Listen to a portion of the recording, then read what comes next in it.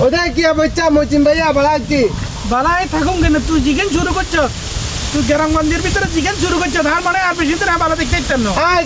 আগেছি কথা ভাইয়া তো নতুন ব্যবসা করি নতুন ব্যবসা করা হ্যাঁ তো তুই চাকরি কেন আছো কেন চাইকল এখানে কিনে লোছি কি কিনে লোছি হাগল আছো কেন আরে কিছে হাগল আছো কেন না তো নেপা মনে করে না রে না তো মানে জেনে বুঝালে ভাই এনে বুঝি যাবো কিছে তুই মনে করছিস কি একদম আশা করি কথা এগুলি কেন করাইছ এখানে কিনে আনছি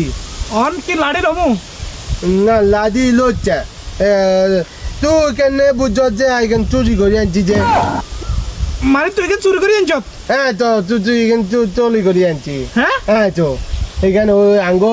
বাজারে সাইকেল দোকানে কেন আছে না এই হেঁটে দোকানে সামনে আর খালাই যাচ্ছিলাম হেঁটে কোন মুজা চাইনি হেঁটে যখন মুচো গেছে আর সাইকেল দোকানে চলে আসছি দেখছি তুই আর তাহলে কি যাচ্ছে ডাকাইতে না ওই এগার তো